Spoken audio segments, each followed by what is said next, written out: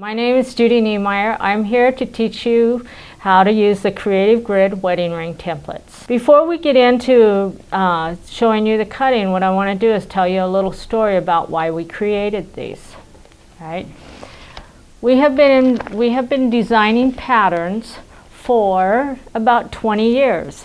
We started out, our very first pattern was called the Wedding Star pattern. This pattern, everybody when they started making it said, will you please make templates? So we did the wedding ring, and I said, maybe someday. Then we did the flowers for my wedding ring, the same thing. They all wanted templates to help them with the trimming. So after the flowers for the wedding ring, I said maybe someday. Then one day we did the grandmother's wedding ring. Same thing. I finally said someday. We also have the Forever Yours wedding ring. Each one of these patterns teaches you a little bit different way to set together a wedding ring quilt. Then we did a couple bed runners. One of them's called the wedding ring bed runner. The other one's called the Bally bed runner. We finally made them. And I'm here to show you the process that we would use to use our templates. Right. On the back of the template pattern, there are some instructions here. These instructions are set up so we can do a standalone pattern. First, what I'm going to show you is how we would use the templates with our patterns, and then we're going to go through the steps of actually creating a quilt without the wedding ring, without our foundation paper patterns. Right. The first step here, when we design patterns, all of our patterns are designed on foundation paper. Once you get the units, the fabric sewn onto paper, you have to come back and trim all your pieces. So what everybody's been asking is, why don't you make a template so we can set it right onto the papers, and we have all of our little dots, everything lines up perfect with the paper. Then we're going to take our rotary cutter, we're going to cut the straight line here, and then we're going to come right in here and cut along the curve. We're going to cut this, and then we're going to twist this around to where we can get to the other side, and then we're going to cut right along here. This has made the trimming of the wedding ring quilt extremely easy. With the Creative Grid non-slip gripper on the back, when you lay these rulers right on top of the paper, they will actually grip onto the paper, keeping the fabric and the paper directly underneath them. So this is how we go about cutting all of our arcs. We're going to set this one to the side. The next thing we do, on our foundation papers, we also have what we call a B unit. All right. On the B unit, we leave the corner papers on, and so we have to be able to get in here and trim in between the corner pieces. So we're going to set this one. This has been trimmed. We flip this over, and again, we're going to take the ruler and we're going to line it up. Each one of the white lines on here lines up to one of the lines on the foundation paper. We're going to lay that in position like this, and now it's easy for us to start right here along the edge and just do the inside trimming. We don't trim the whole piece at this time. And then we just cut off these ends. But we can get our inside curves set up. Then we're going to flip this around again, and we can lay it back on there. I should have just turned the board. And again, we're going to take this and we're going to trim off the paper along the outside. So those are for the arcs. The next thing that we're going to do here is I'm going to show you how you would use it. If you were building the wedding star pattern, what you are going to end up with is you have a piece that looks like this. After the foundation piecing is done, you have to come back and trim off all the excess paper. So we're going to take a glue stick, because these little ends, I call them the skinny legs, have a tendency to move all over on it. So we take a glue pen and we just put a little bit of glue under the paper, between the paper and the fabric, and that holds those steady. On our Creative Grid template, we have the lines, the diagonal lines that match up with our wedding star pattern. So we're going to take these and line up the dashed lines. All 3 lines are going to line up. We're going to lay it down right on the corner, get it in position, and we're going to get a very accurate cut. We're going to first cut the curved edge. We're going to clean off the ends like this, which is a very nice thing, because a lot of people end up chopping that off when they don't have a template there. We're going to reach over here and we're going to clean that end off, and then we're going to do the curve. Okay, after we get that done, then we're going to pick up our ruler, set it to the side. We're going to grab just a traditional 6" by 12" Creative Grid ruler, and we're going to lay it down on the edge here, and we're going to clean up the straight lines. We're all very used to using straight edge rulers to cut straight lines, but we don't always have the benefit of having a curved ruler to guide us through our curves. We're going to flip this around, and again we're going to lay it right along that piece there.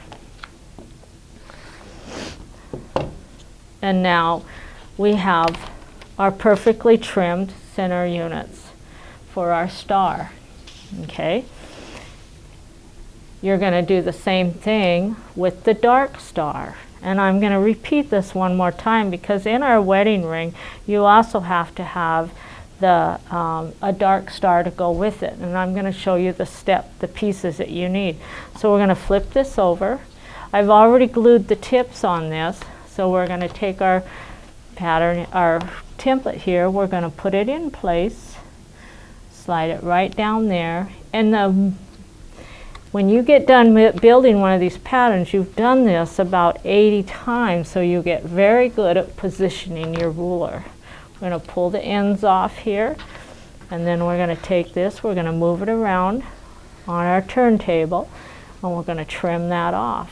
Again, we set this aside, we turn this around, we place our other Creative Grid temp ruler along the edge, and we trim off our edges. We're turning it one more time, lift this up, and the Creative Grid, the gripper on it sticks really nice to the paper, so you don't have to worry about the paper sliding underneath your ruler. And now we have all the parts to the Bali wedding star. Oh, no, we do not. We have one more. So now we have our star units here. Then we grab the melon piece. The melon piece is the same. It creates a star in our pattern as well. It's part of the star, so we flip this over. Our Creative Grid template has lines, and it has dots as well as all of the holes. What you want to do is you line up these pieces. There's a line down the center that you can line up with the seam, and then again we're going to position our board so we can come in here.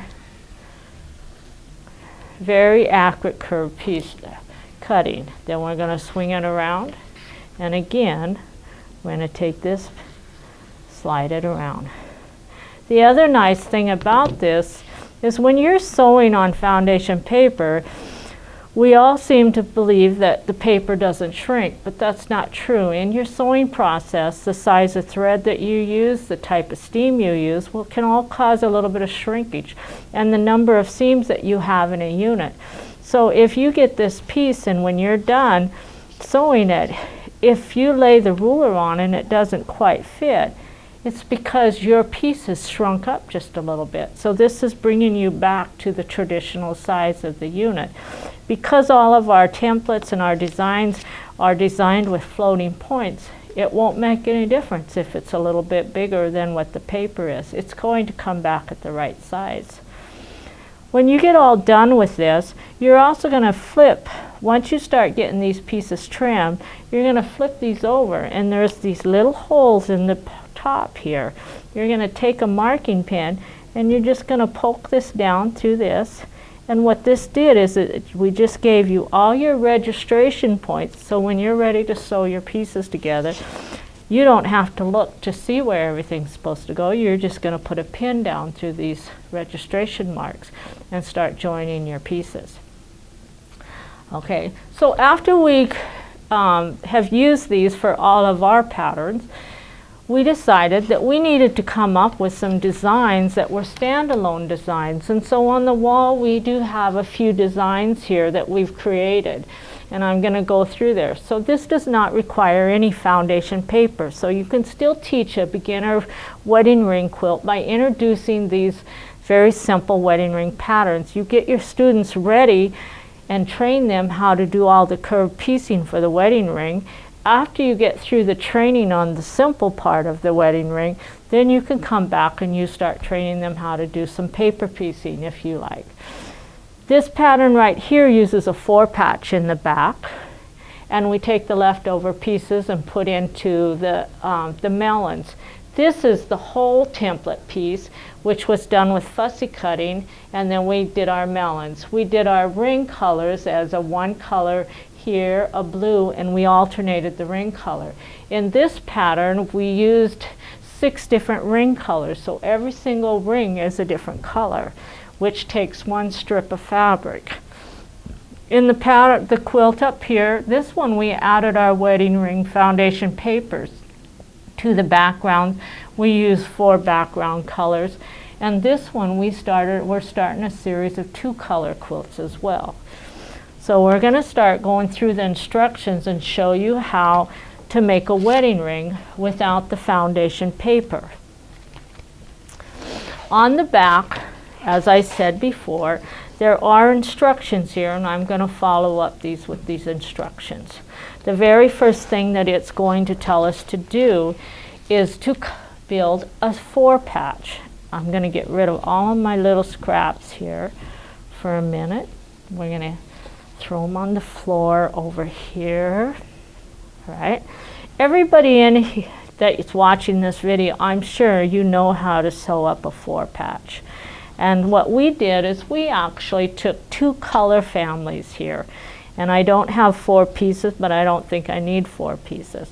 So we cut a 6-inch square. We're going to sew 4 6-inch squares together out of each colorway. And now we have what we call a 6-inch 4-patch right in the center. We do our pressing, so all of the seams are pressed and rotated clockwise on the back. We take our Creative Grid template. We've set this up to do a 4-patch crosshatch, and we also have a quarter square triangle here. So we're going to take the white lines on the Creative Grid template. We're going to line them right up with the seam lines here.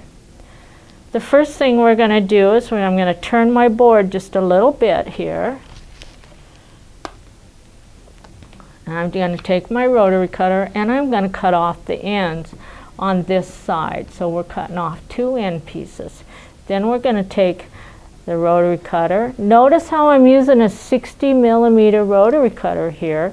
It slides very nicely along the inside of our curve. We're going to save these pieces because we make our melons out of them. Then without moving things, we're going to take this, and it did move a little bit because I bumped it. And we're going to line it back up on our seams. And then we're going to cut the end off of the next piece right here. And then again, we're going to cut like this. We're going to save this piece. Going to swing it around here again like that. I got to learn to keep my hand on this so it doesn't move. There we go. Then we're going to take our next piece, get it lined up. We're going to save that one, slice here, and then we're going to move it again.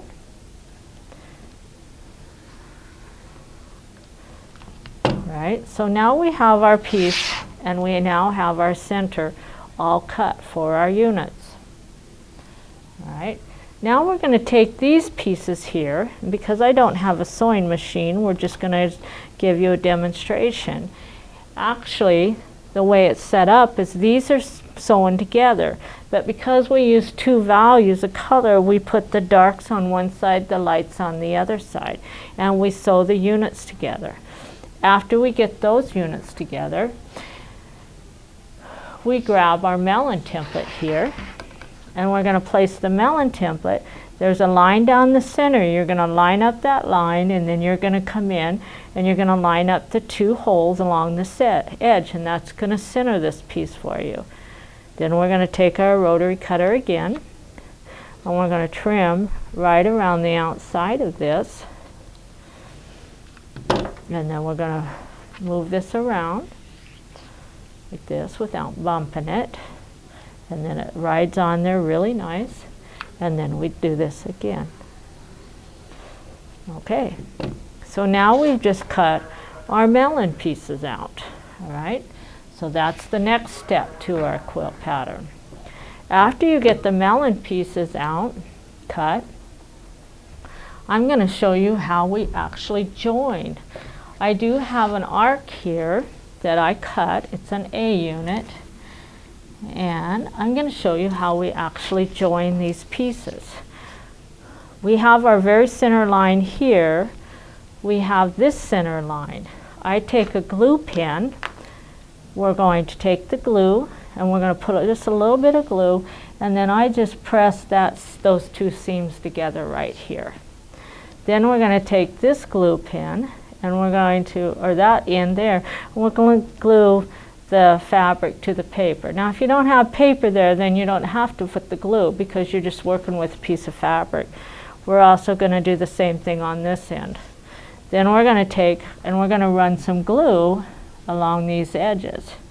And remember how I told you about those registration marks? Well, if I was to take this and put my registration mark on there like that, then I would know exactly where to line up my piece, and I can take this registration mark, and again we'll just go like this. I know exactly where to put those.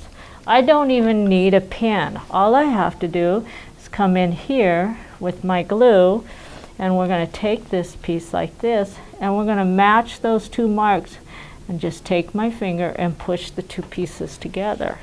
Then we're going to run our glue pen right along the fabric like this, and we're going to work the two fabrics, and we're going to match up the raw edges along that curve.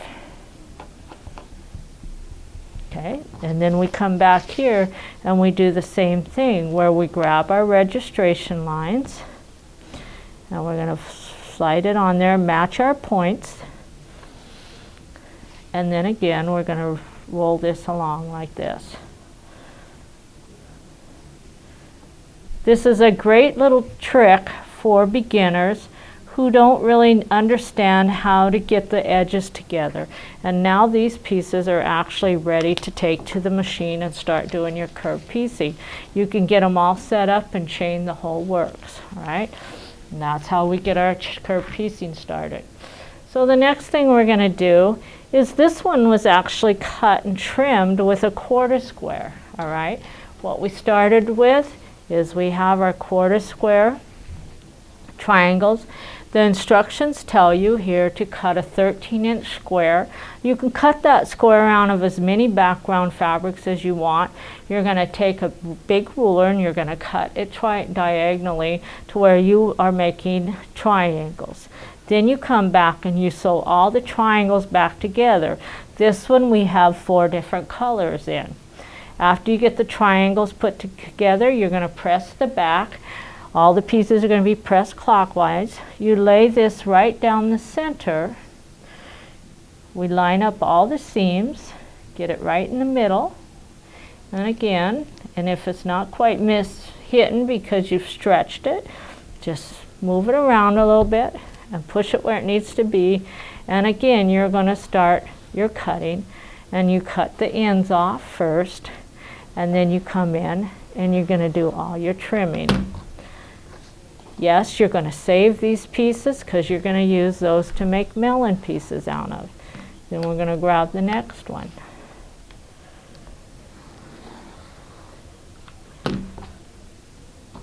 Okay.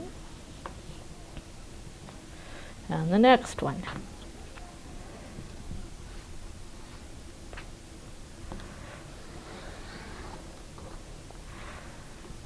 When you are done, these fabric template pieces are so accurate.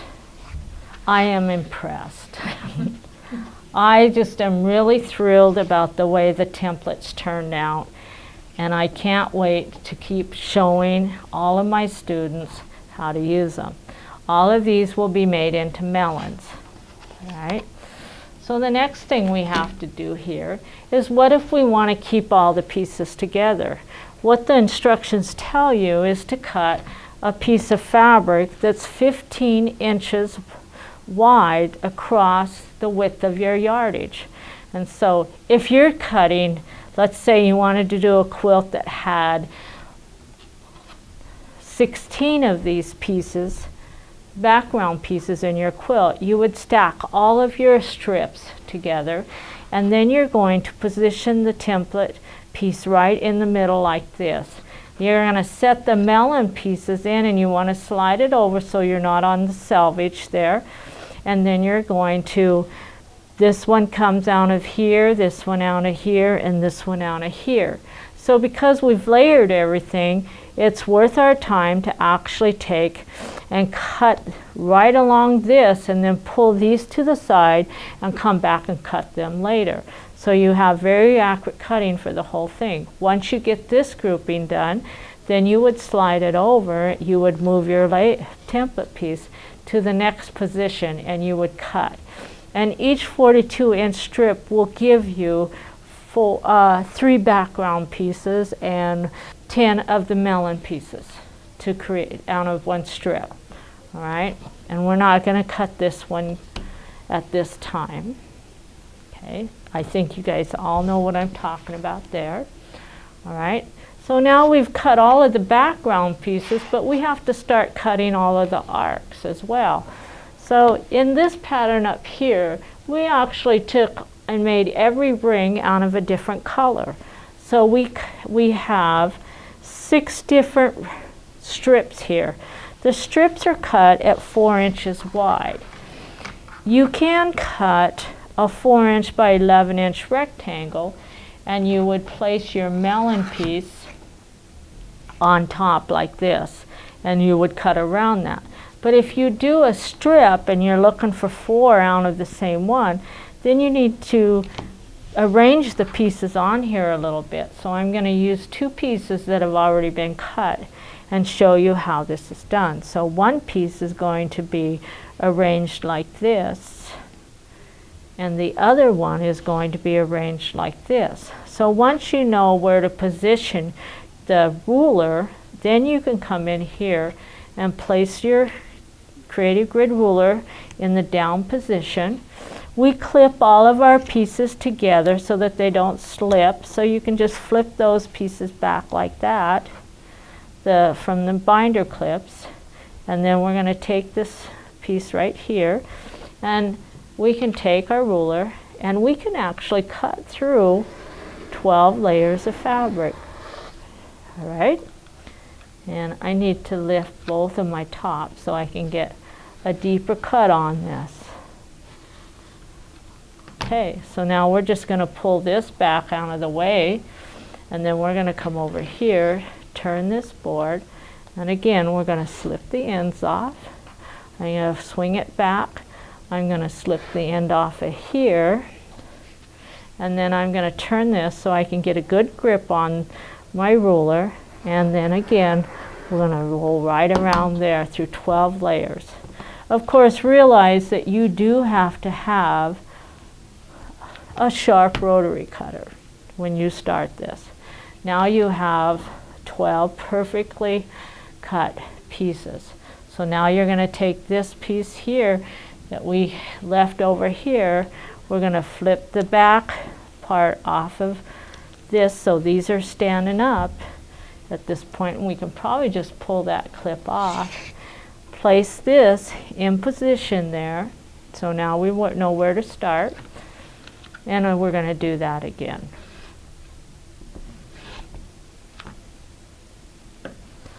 All right. So we're going to move our ruler here like this. You've got to put some weight down on it. You're going to trim like this. Then you're going to trim the ends. Not everybody can cut through that many layers, but you can choose the number of layers that you want to cut through. If you're more comfortable doing 4, then do 4. If you want to do 10, do 10. If you want to do 6, do 6. There's no rule to how many you can actually cut. So now we have all of our rings cut for our patterns. Now we have one more piece that we have to take care of. For all of our wedding ring templates patterns that are done on papers, our corners are always attached to the papers, what we call the B unit. And after you get all of the curve piecing done, you come back and you add the corners. So with a creative grid template, you still have to come back and cut these little corner pieces. And this is your corner section right here. It's the perfect size. What you do is you just get a strip, and I cut my strips anywhere from 2.5 inches to 3 inches, and it depends on how many I want to cut at a time. And then I just take all my pieces and I stack them like this. And if I don't care about being wasteful, I just take and fold my pieces over like this. If I have to take care of my yardage because I need a certain number out of a strip, then I very carefully cut them to the size I need. All right. Right now, I'm just going to cut like this. Right. We're going to take this template. Now you can actually be so accurate with the cutting here that you can cut this edge and flip it over and place it right along that piece to cut the other one. Right. But I'm just going to do 4 pieces at one time here out of the center of these blocks. So we're just going to do that side. Then we're going to do this side. I'm going to do this one. And now we have all the little square pieces that attach to the end of the melons. That's the end of our video today. I hope you guys have enjoyed watching me cut all of these pieces out of our new templates. I'm so excited. Thank you very much for this opportunity.